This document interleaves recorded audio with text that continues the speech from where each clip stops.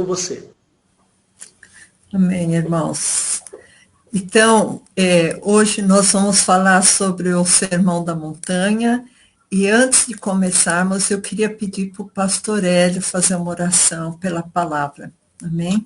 Amém. Jesus querido, obrigado, Senhor, por esse momento tão bom que o Senhor vai nos ensinar agora. Abençoa a Eliette, que ela tenha a ministração vinda do teu reino, Senhor, para nós. Opera o teu bem, livra do mal, de todo laço do inimigo, Senhor, e fala com a tua igreja hoje e agora, Senhor, em nome de Jesus. Amém. Amém, irmãos. A gente tem que orar para que a palavra se torne viva e eficaz, né? Antes de começar a palavra, eu queria que os irmãos pegassem a Bíblia que vocês têm aí, porque isso eu quero mostrar na própria Bíblia de vocês, e vocês abrissem no Evangelho de Mateus, tá? Porque o que eu quero mostrar, eu quero que vocês vejam na própria Bíblia de vocês. Tem Bíblias que tem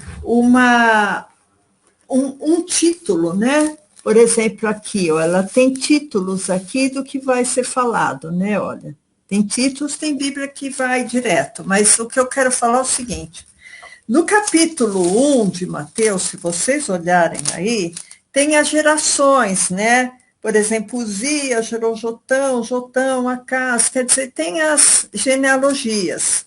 E a partir do verso 18 de Mateus 1, fala sobre o nascimento de Jesus, né? Como foi a concepção de Maria, certo? Aí, o capítulo 2 ainda fala sobre o nascimento de Jesus, né? Que foram os magos que foram avisados e a fuga de Maria, José e Jesus para o Egito, né? Aí, quando a gente vai no capítulo 3 de Mateus, eu espero que vocês estejam acompanhando aí nas suas Bíblias, fala sobre João Batista, né? João Batista apresentando o Messias que iria vir, Jesus, né? No capítulo 4, no final do 3, fala sobre o batismo de Jesus, e no capítulo 4 fala sobre a tentação de Jesus, quando Jesus foi levado pelo Espírito de Jeová ao deserto para ele ser tentado, né? Então, vocês veem que esse é todo o capítulo 4. No capítulo 5, irmãos, que a gente vai falar hoje, no capítulo 5, 6 e 7 de Mateus, esses 3 capítulos, Jesus fala sobre o Sermão da Montanha. Então, o Sermão da Montanha começa aqui no capítulo 5, vai em todo o capítulo 6, vai em todo o capítulo 7, se vocês verem aqui o 7:28 nas suas Bíblias, fala assim: e aconteceu que, concluindo Jesus esse discurso, a multidão se admirou da sua doutrina. Então, esses 3 capítulos, Jesus dedica a esse sermão da montanha. E a gente fica pensando que esse sermão da montanha teve um certo paralelismo, que vocês sabem que a Bíblia usa muito de paralelismo entre o Novo e o Velho Testamento, né? Assim como a serpente foi levantada no deserto, importa que o Filho do Homem seja levantado. Então, existe esse paralelismo. E a gente vê que Moisés, quando ele recebeu, ele estava no monte, né? Estava mais elevado. E Jesus, talvez ele tenha proferido esse sermão também numa montanha, para fazer um paralelismo da importância que teve esse sermão da montanha. Tanto pela extensão dele, que ocupa esses três capítulos de Mateus, né, o Mateus 5, 6 e 7, tanto pela extensão como pela profundidade do que foi falado, né? Não digo que foi uma lei, porque o mandamento de Jesus, ele mesmo fala que um novo mandamento vos dou, que vos ameis uns aos outros. Né? Então, o novo mandamento de Jesus não é o sermão da montanha. O novo mandamento de Jesus é o amor, porque quem ama cumpriu toda a lei. Quem ama não vai adulterar, não vai matar, não vai roubar, não vai desrespeitar, né? Então, mas o sermão da montanha, além dele explorar as bem-aventuranças, ele também baliza vários ensinamentos basais, que precisam de ser compreendidos pelo cristão, né? E as bem-aventuranças, que foi uma das primeiras coisas que foi falado no Sermão da Montanha, as bem-aventuranças, como que elas refletem as obras de Jesus e refletem o caráter do verdadeiro cristão, né? Então, o verdadeiro cristão, ele tem que estar inserido nas bem-aventuranças. Porque se a pessoa não ver as bem-aventuranças com olhos espirituais, aquelas frases acabam sendo uma porção de incoerências, né? Como que vai ser bem-aventurados que choram? Como que vai ser bem-aventurados que são perseguidos? Né? Então, o que é essa bem-aventurança? Né? Então, isso aí a gente tem que analisar também do ponto de vista espiritual. Né? Os judeus daquela época, né, porque Jesus falou com os judeus, certo? O ministério de Jesus foi para os judeus, para Israel. Mateus 5, se puder passar, Mateus 5, verso 13. É muito interessante porque o Sermão da Montanha, ele começa falando sobre a necessidade de nós sermos sal, né? Eu vou abrir aqui, que eu não sei se o Richard vai conseguir colocar, Mateus 5, 13. Mateus 5, 13 fala assim: vós sois o sal da terra, e se o sal for insípido, com que há de salgar? Para nada mais presta, senão para se lançar fora e ser pisado pelos homens. Vós sois a luz do mundo. Não se pode esconder uma cidade edificada sobre o monte. Nem se acende a candeia e se coloca debaixo do alqueire, mas no velador, e dá luz a todos os que estão na casa. Então, irmãos, como cristãos, esse é um dos primeiros ensinamentos aqui que a gente vê em Mateus, que a gente tem que ser sal.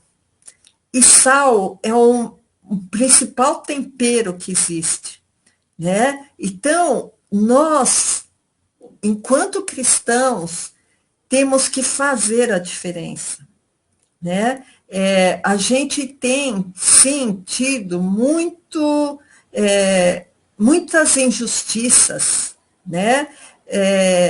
E a gente acha que isso não é só uma coisa política, né? A gente vê que isso também é uma coisa espiritual, né? Que isso tem acontecido com muitas famílias, né?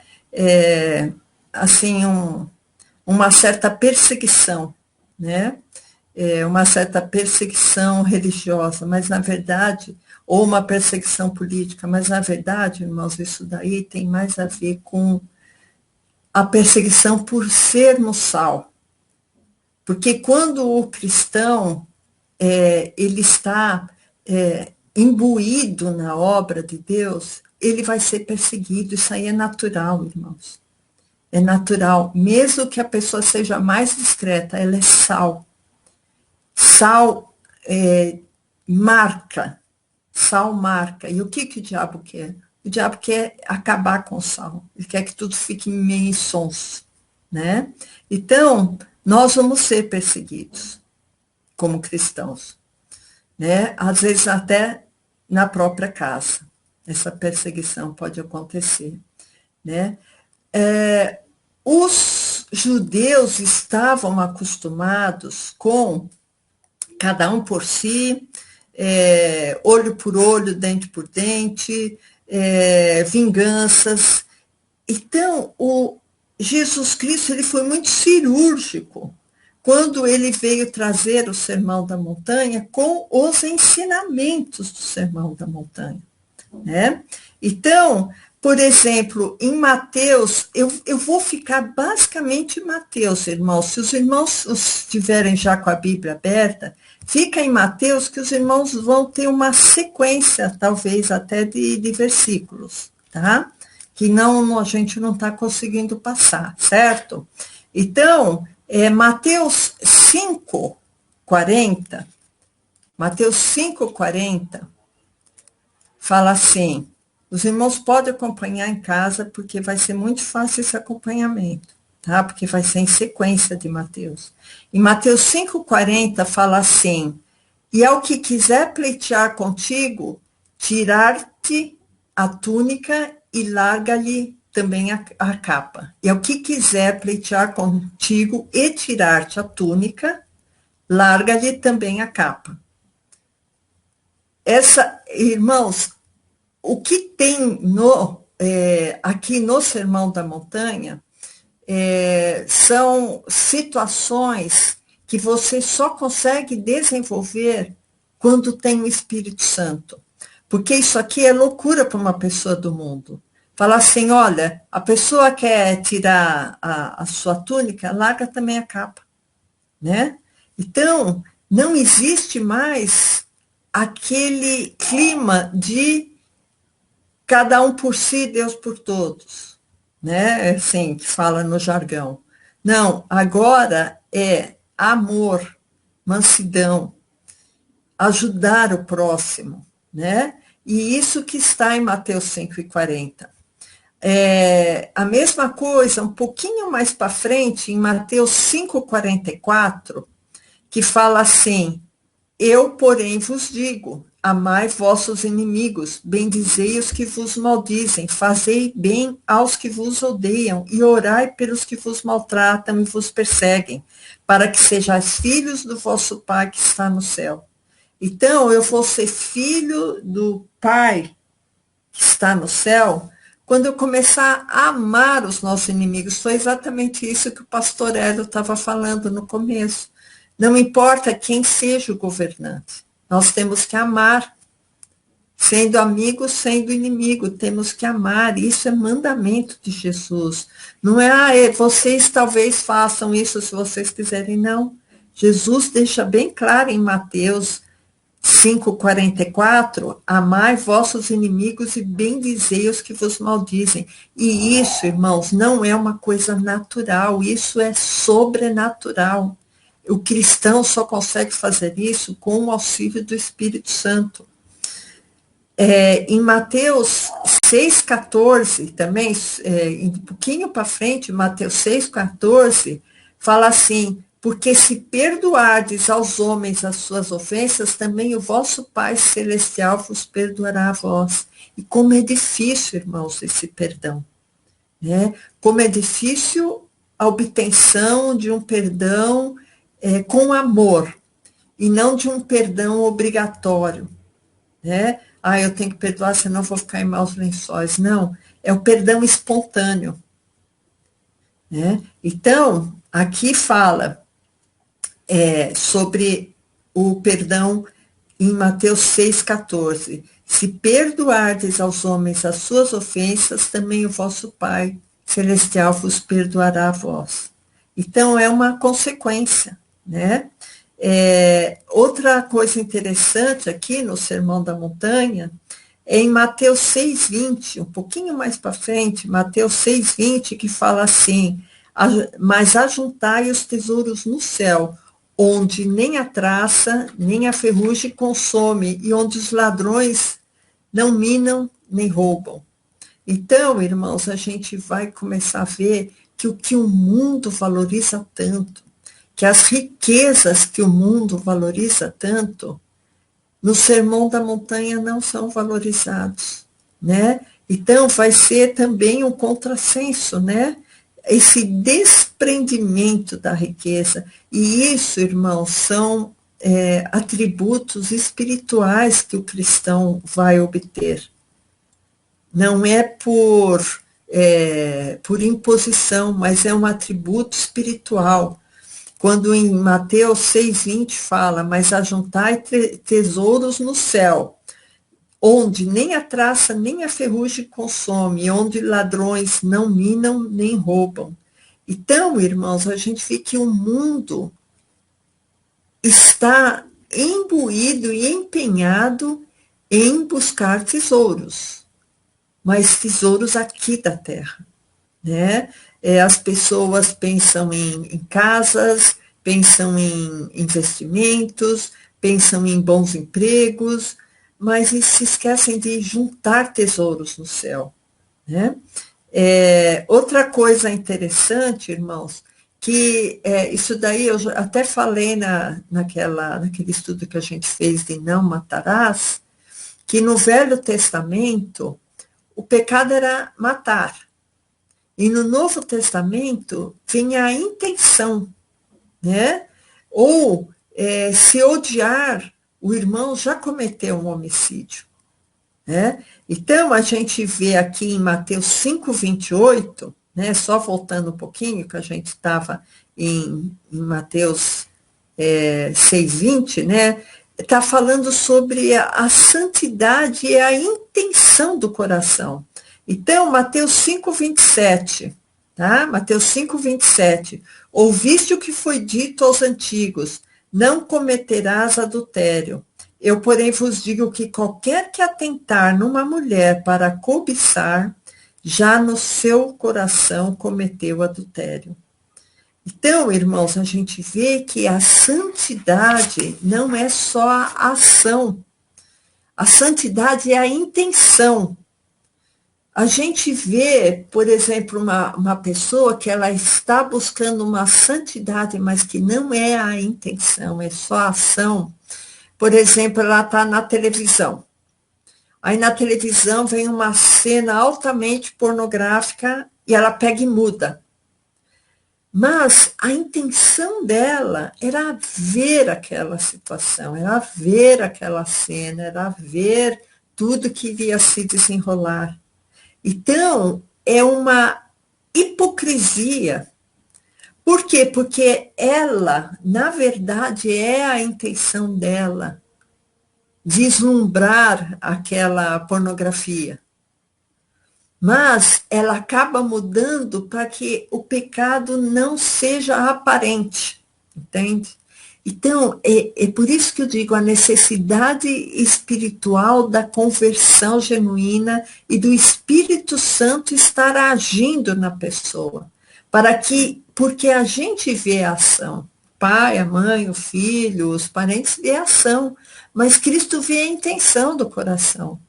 E essa intenção do coração, irmãos, vai depender de uma conversão genuína, de uma busca genuína pelo Espírito Santo. Um coração puro, né? Então, o Sermão da Montanha, irmãos, ele expõe a distância que existe entre o homem natural e o homem espiritual, né? Na verdade, ele é um filtro, é uma exposição, é uma maneira de você ver, de você checar o que está existindo no coração do homem. Será que é o homem natural ou o homem espiritual? E isso Jesus quis deixar bem claro no Sermão da Montanha, né? Essa distância que existe. Quais são os frutos que eu estou dando? Né? Os meus frutos são espirituais ou os meus frutos são só de aparência? Né?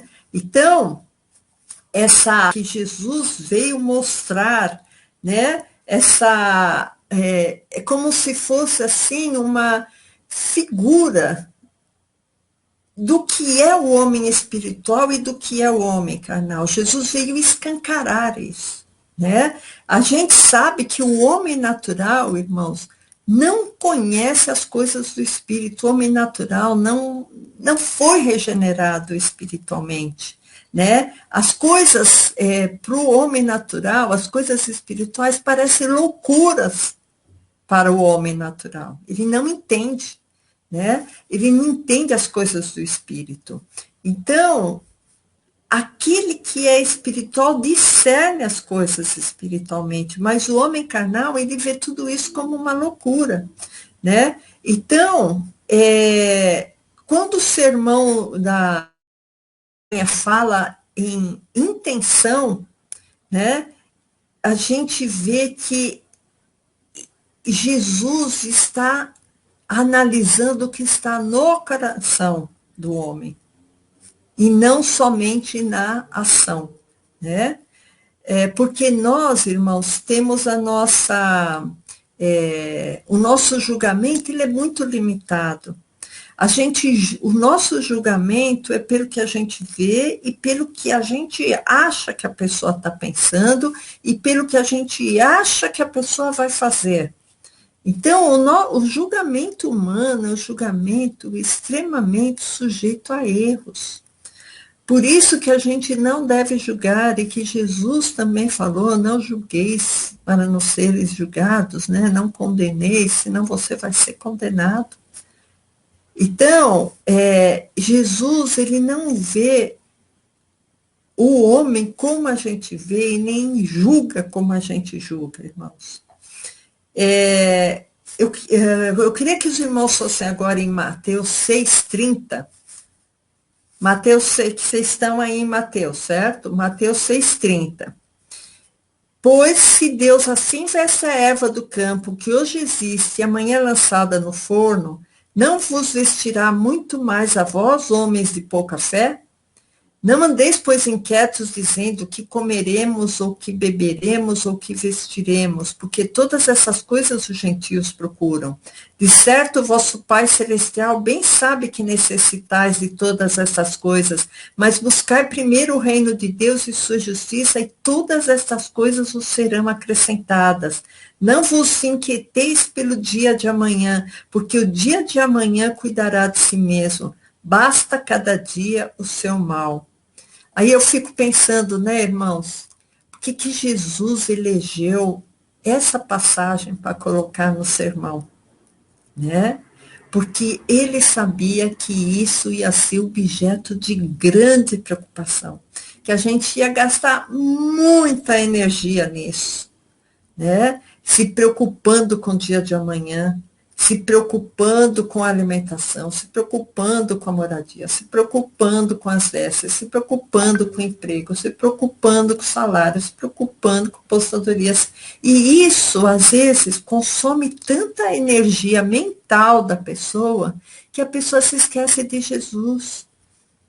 Se esquece que Jesus, ele é galardoador daqueles que o buscam, que Jesus, ele vai cuidar de nós. E Jesus deixou isso bem claro. Olha, eu cuido dos passarinhos. Você já viu passarinho guardando coisa? E Jesus cuida deles. Jesus veste o lírio do campo muito mais lindamente do que ele vestiu Salomão, né?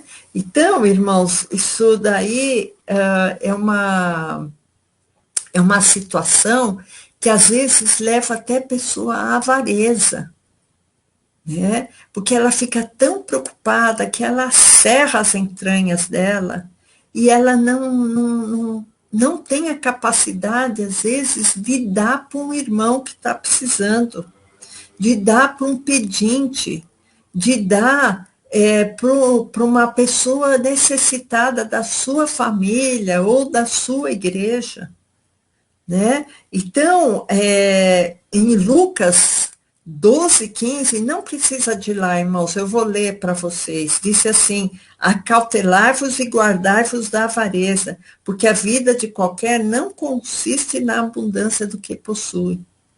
Não consiste na abundância, irmãos, porque às vezes você pode ter abundância e no outro dia você pode perder tudo, né? Então, Deus, ele vai conceder todas as coisas. Bom, vamos voltar lá em Mateus 5, que é o início do sermão. da montanha. Mateus 5, vocês lembram que Jesus começou a falar no sermão em Mateus 5, né? Que é Mateus 5, 6 e 7. No Mateus 5, irmãos, interessante que do 2 até o 12, ele vai falar sobre as bem-aventuranças. E essas bem-aventuranças é a maior incoerência que pode existir se a pessoa não tiver uma visão do Evangelho.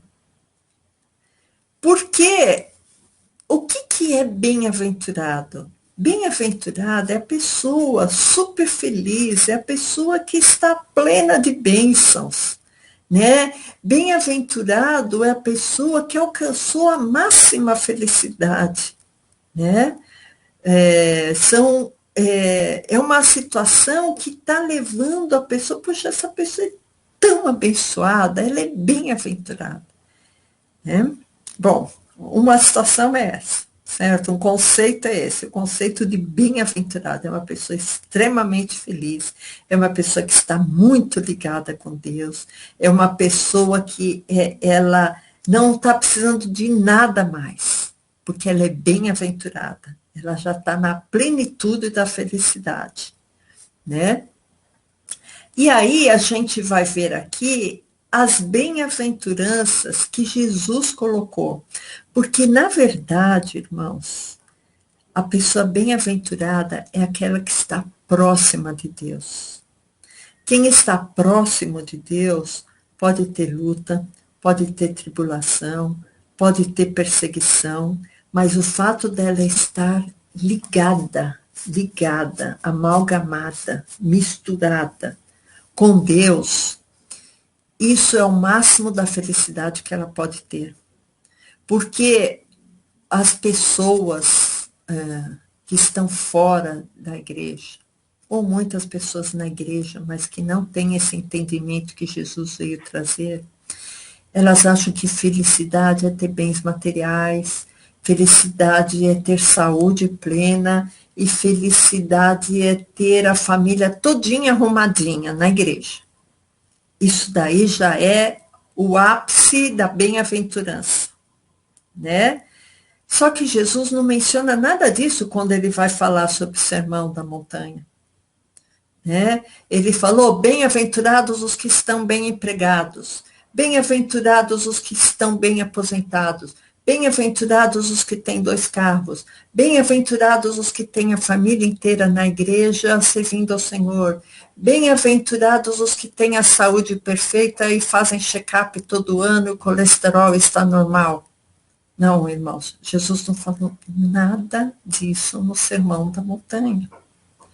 E essa é a ideia que a gente tem de bem-aventurança, irmãos. Essa ideia que o mundo tem de bem-aventurança, de as pessoas serem bem-aventuradas. É ter dinheiro, é ter saúde, é tudo bem com a família. E quando a gente não tem isso, a gente sofre demais. Só que a gente tem uma coisa muito maior que isso, irmãos, que é a promessa de vida eterna, que é Jesus, que é a palavra de Deus, que é a certeza da fé que Jesus está conosco. Então, vocês veem como a medida do homem é diferente da medida de Deus? O que Jesus veio mostrar nas bem-aventuranças? Que o que está próximo de Deus é o que está bem-aventurado. A despeito de tudo que pode estar acontecendo com ele, a despeito de problemas econômicos, de problemas familiares, de problemas de saúde, de problemas de relacionamento, a despeito de tudo, se você estiver com Deus, você é um bem-aventurado. Irmãos, tudo isso aqui é tão passageiro, irmãos. Às vezes a gente vê pessoas com desavenças, principalmente, irmãos, desavenças familiares. Aí vem o Covid, mata a pessoa, mata a mãe, mata o pai. Irmãos não se falam. Irmãos muitas vezes não se suportam um perto do outro. Qual a importância que isso tem, irmãos? Jesus é a importância, a promessa da vida eterna é a importância. E às vezes as pessoas pegam picuinhas. Qual a importância, irmãos, de se eu vou votar em um ou se eu vou votar em outro? Qual a importância da minha convicção social, cultural? Se eu gosto do amarelo, se eu gosto do verde, se eu gosto do azul? Isso não tem importância, irmãos. A nossa vida é fugaz. A nossa vida, ó, é como um vapor, diz a Bíblia. E as pessoas se degladiando, brigando, por causa de convicções, por causa de gostos. Então, vamos ver aqui, irmãos, a bem-aventurança. Mateus 5:2. Jesus falando. E abrindo a sua boca, os ensinava, dizendo: bem-aventurados os pobres de espírito, porque deles é o reino dos céus. O que é pobre de espírito, irmãos?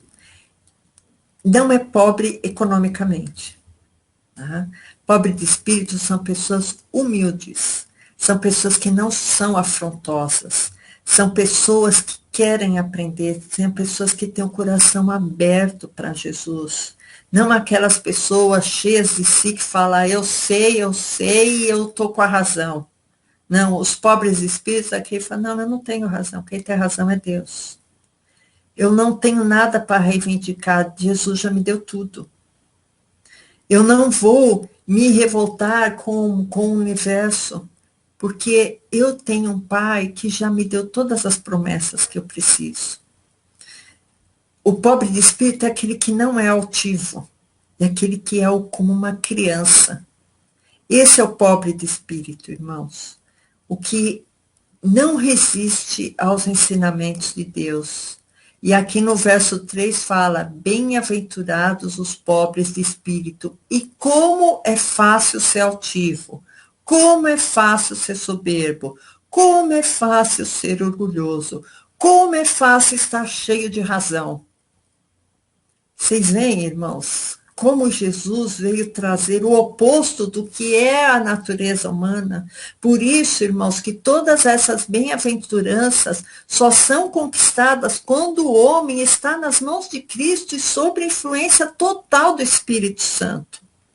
Porque quando o eu está muito grandão, o homem não consegue alcançar Jesus porque não tem espaço no interior dele para Jesus morar.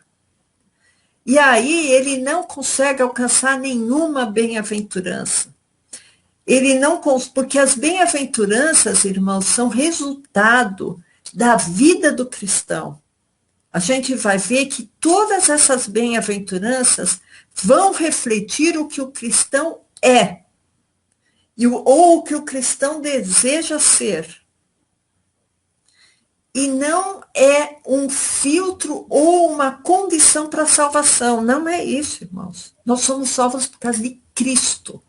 E se somos salvos por causa de Cristo, e se temos Cristo dentro de nós, e se temos a influência do Espírito Santo, e se estamos buscando com humildade Jesus, nós temos essas bem-aventuranças automaticamente.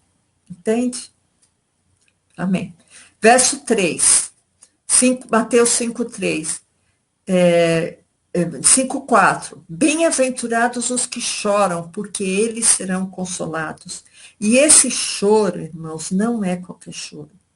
Porque, muitas vezes, um bandido chora porque ele não conseguiu dividir o soldo do roubo e não ficou maior parte para ele. Aí ele chora de revolta. O choro pode ser choro de ódio. O choro pode ser choro de ciúmes. O choro pode ser choro de revolta por uma situação injusta, mas que eu estou considerando injusta pelo meu julgamento. Né? Então, não é todo choro que é bem-aventurado, irmãos. O choro bem-aventurado é o choro da busca a Deus. É o choro que Madalena chorou aos pés de Jesus quando ela, arrependida, viu a santidade de Jesus e viu o quanto ela era pecadora. E ela chorou aos pés de Jesus e regou os pés de Jesus com as lágrimas dela. Esse é o choro digno da bem-aventurança, é o choro da busca a Jesus, é o choro de você ver as injustiças desse mundo, é o choro de você ver uma criança que é assassinada no ventre da sua mãe, ou o choro de uma criança que é vítima de um abuso, ou o choro de eu saber que tem populações inteiras que estão sendo dizimadas porque acreditam no Evangelho. Esse é o choro que vai me levar a ser bem-aventurada. E não um choro egoísta, porque as coisas não aconteceram como eu queria. Ou que alguém me fez uma coisa que feriu o meu brio, ou o meu orgulho. Não é esse choro, irmãos. Deus tem como bem-aventurança o choro de Maria Madalena, o choro do arrependimento, o choro da busca, o choro da alegria, de eu estar louvando a Deus e estar chorando pela alegria, de eu poder estar, através de Cristo, sendo digna, não pelas minhas obras, mas essa dignidade que veio por Cristo, e eu poder louvá-lo, e ele me aceitar o meu louvor, sendo que eu não sou nada, irmãos. A minha justiça é como trapo de imundície. A minha justiça não é nada. Esse choro vai ser bem-aventurado. Bem-aventurados que choram, porque eles serão consolados. Quando eu choro por uma criança que foi abortada, quando eu choro por um povo que está sendo dizimado, quando eu choro na oração de busca a Deus, esse é o choro. Amém. Os irmãos entenderam. Verso 5, bem-aventurados mansos, porque eles herdarão a terra. Esses mansos, irmãos, não é um atributo de personalidade, mas é um atributo de aceitação. E a aceitação é uma decorrência espiritual. É eu não me revoltar. Esse é o ser mansa e humilde. Né?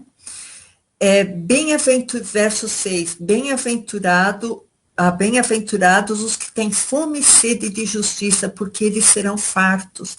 E essa justiça, irmãos, não tem nada a ver com vingança, não tem nada a ver, a mão de Jeová vai pesar em cima de você, porque você fez mal para mim, eu estou com fome e sede de justiça, porque isso é a minha justiça. E eu volto a falar, a minha justiça é como trapo de imundícia. A justiça, irmãos, tem muito mais a ver com movimentos espirituais, né? Que justiça tem, irmãos, uma pessoa lá na África que está pregando o evangelho e a boca dela é costurada com ganchos para que ela não fale mais. Que justiça é essa, irmãos? Isso não é justiça. Verso 9. Verso 8, bem-aventurados os limpos de coração, porque eles verão a Deus. Limpo de coração, irmãos. Santidade.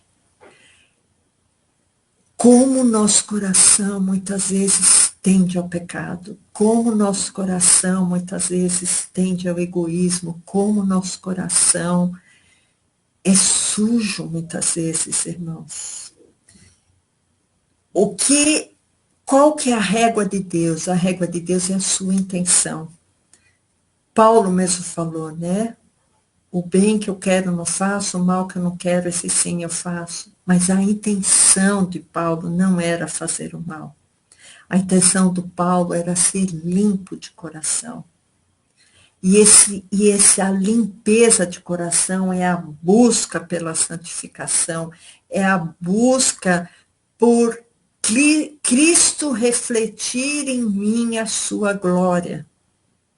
Se o Espírito Santo mora em mim, eu tenho que refletir essa santidade de Cristo, irmãos. Ou eu tenho que ter uma intenção enorme de refletir, ou eu tenho que sofrer muito se eu cometer um pecado.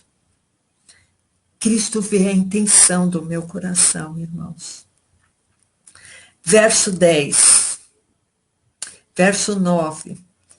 Bem-aventurados os pacificadores, porque eles serão chamados filhos de Deus. Pacificadores, irmãos, não é o que gosta de paz, ou o que quer ter paz, ou o que sente a paz. Pacificador é o que leva a paz. É o que leva. O que é paz, irmão? Paz é Jesus. Pacificador é o que tem condições de levar a paz, de levar Jesus. Esse é o verdadeiro pacificador. Não aquele cristão iracundo, bravo, que chega em casa briga com todo mundo. Será que ele está levando a paz de Jesus para onde ele está? Né? Aquele cristão mal-humorado, que xinga todo mundo, que tem desavenças em casa. Será que ele está sendo pacificador? Né? Verso 10. Bem-aventurados os que sofrem perseguição por causa da justiça, porque deles é o reino de Deus. Irmãos, o cristão que é bem-aventurado nas outras... nos outros elementos que eu trouxe, nos outros aspectos, os mansos, os que têm fome e sede de justiça, os misericordiosos, os limpos de coração, os pacificadores, eles acabam sendo destacados. Destacados no meio que eles vivem, destacados às vezes no trabalho, destacados na família, destacados principalmente aos olhos de Satanás. E esses serão perseguidos. É uma coisa natural, irmãos, a perseguição. Quando vem uma pessoa e fala assim, você é fascista.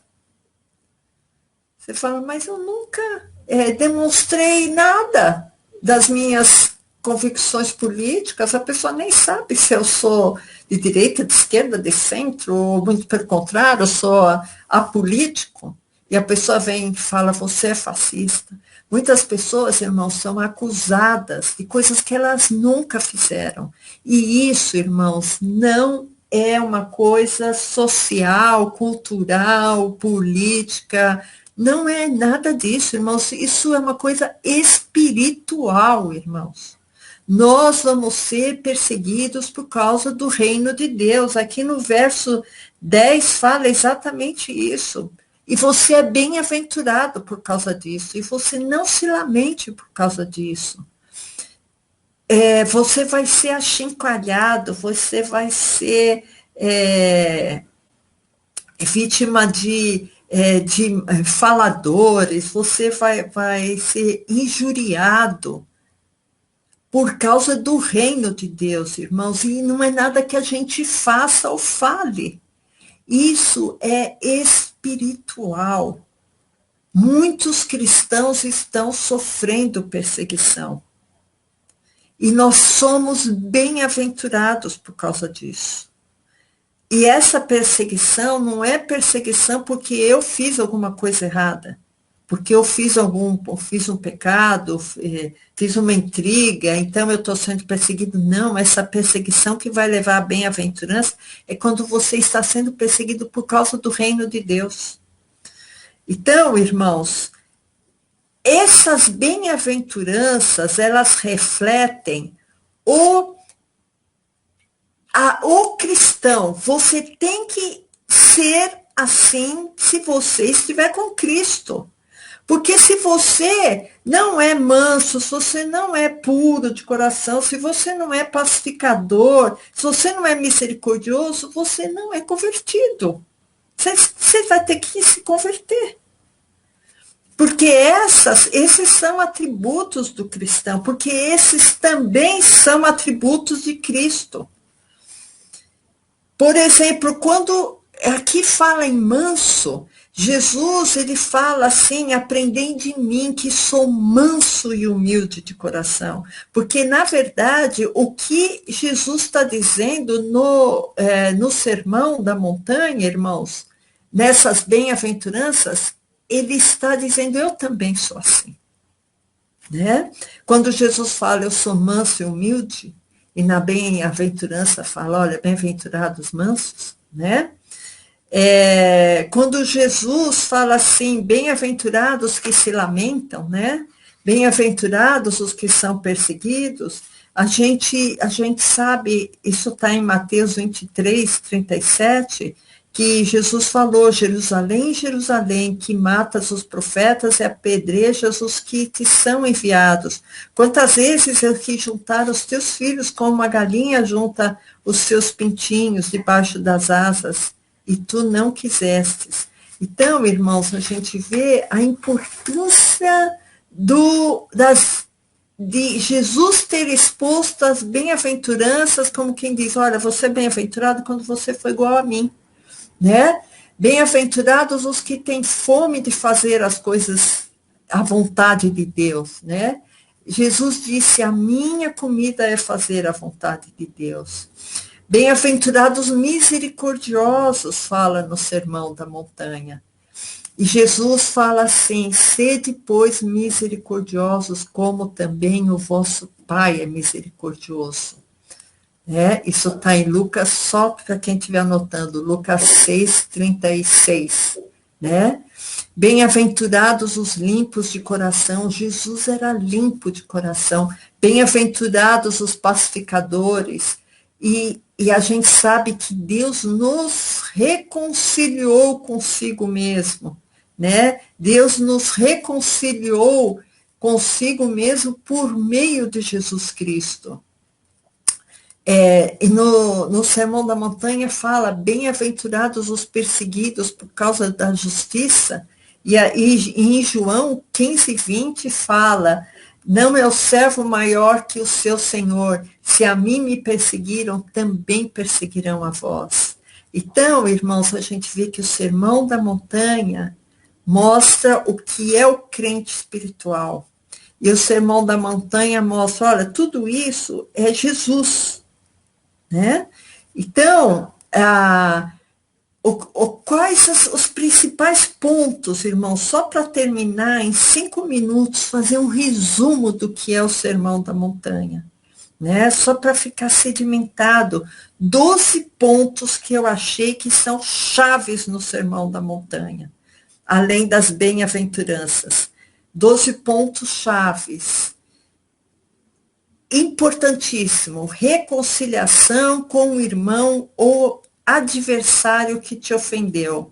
Isso está, eu só vou falar os versículos para os irmãos que estiveram anotando, tá? Mateus 5, 24, que fala assim, olha, deixa essa oferta no altar e reconcilia-te primeiro, antes da oferta. Né?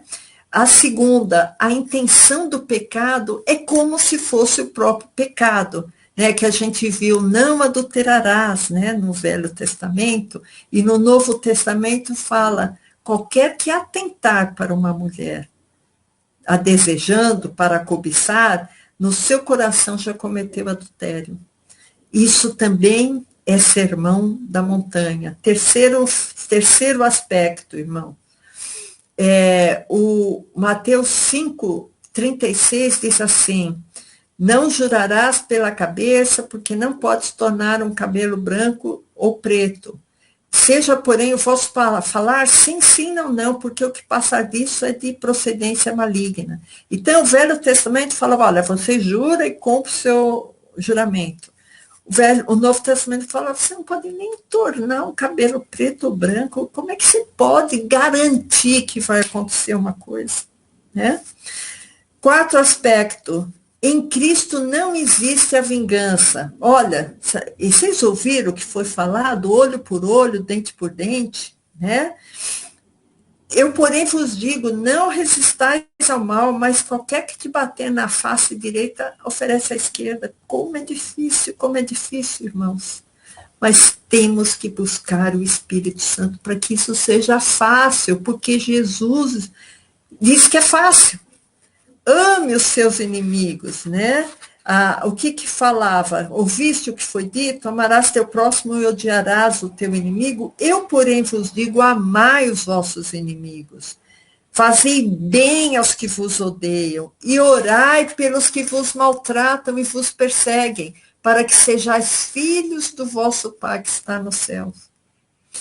Sexto aspecto, irmãos. Nós não temos que buscar fama pelas nossas boas ações de jejum, de oração, de esmolas, para ser reconhecido pelos homens.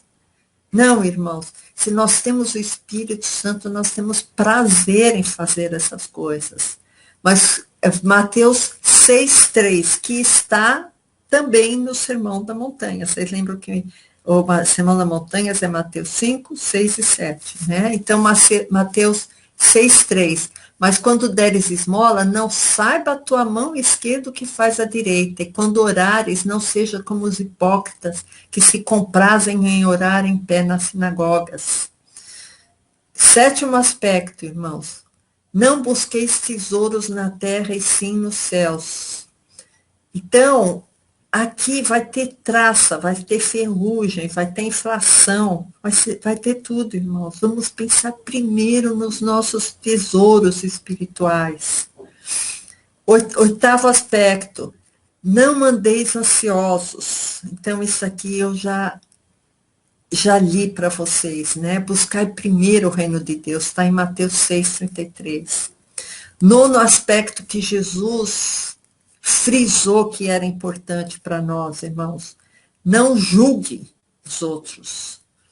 No Mateus 7,5 fala assim, hipócrita, tira a primeira trave do teu olho, então cuidarás em tirar o argueiro do olho do teu irmão.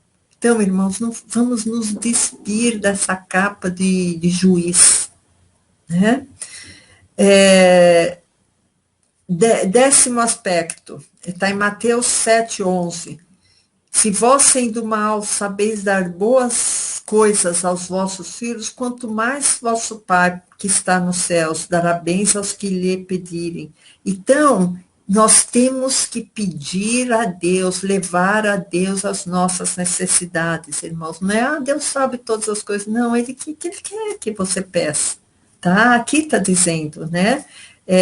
Se vós, sendo maus, sabeis dar boas coisas aos vossos filhos, quanto mais o vosso Pai que está nos céus dará bens aos que lhe pedirem. Então, Deus manda a gente pedir, a gente vai pedir, certo? Então, terminando, irmãos, mas só duas coisas que Jesus deixou muito frisada para a gente. Primeiro, vamos conhecer as pessoas não pelo marketing que elas fazem, não pelo que elas falam delas mesmas, mas vamos conhecer pelos frutos que elas dão. Isso está em Mateus 7,16, por seus frutos o conhecereis. Porque Jesus sabe, irmãos, que a gente tem um coração enganoso, né? Que a gente às vezes quer julgar a pessoa pelo que ela fala dela, ou pela propaganda que fizeram dela. Aí fala assim, porventura colhem-se uvas de espinheiros ou figos de abrolhos? Né? Então, a gente conhece as pessoas pelos frutos. Jesus já nos ensinou isso, irmãos. E para terminar, irmãos, foi a palavra que o pastor Hélio trouxe a semana passada, a necessidade de construir a nossa casa na rocha. Né? Para que quando vier um vento, quando vier um desgosto, quando vier uma luta, a casa não se desabar toda na areia, né? Isso está, irmãos, em Mateus 7,24. Mateus 7, está terminando aqui o sermão, né? Todo aquele, pois, que escuta as minhas palavras e as pratica, assemelhá-lo-ei ao homem prudente que edificou a sua casa sobre a rocha. Então, irmãos, nossa casa tem que estar sobre a rocha, e a rocha é Cristo. Porque aí Vão vir vendavais, vão vir lutas. Isso aí, irmãos, é inexorável. Inexorável quer dizer, vai vir. Por mais que você deixe tudo ajeitado a sua vida, vão vir lutas, vão vir vendavais, mas estejam com a sua casa alicerçada na rocha. Amém, irmãos? Então, é essa palavra, irmãos. Leiam Mateus 5, 6 e 7, porque é muito interessante que foram as primeiras palavras que Jesus trouxe. E essas palavras têm em si uma sabedoria enorme, vinda do Pai, vinda de Jesus Cristo, vinda do Espírito Santo. Essas bem-aventuranças, irmãos, vocês vão ver que não é você fazendo aquilo que vai deixar você mais bonzinho, mais santinho, mais perto de Jesus. Não é isso, irmãos. As bem-aventuranças quer dizer que o crente reflete aquilo. O crente é aquilo, porque o que está nas bem-aventuranças, os diversos aspectos mostrados nas bem-aventuranças, limpo de coração, misericordioso, manso, pacificador, perseguido, isso aí foi exatamente o que aconteceu com Jesus também. Vocês entendem? Então, eu só estou repetindo isso porque muitas pessoas pensam, eu vou ser abençoado, bem-aventurados, porque eu estou chorando, porque bateram no meu carro, eu estou chorando, estou muito triste. Não é nada disso, irmãos. É tudo o espelho de Cristo, refletindo a glória de Cristo. Amém? Eu gostaria só de fazer uma oração para terminar. Querido Jesus, que a tua palavra, Senhor, possa ser realmente vivida por nós, Senhor. Que nós possamos, Senhor, verdadeiramente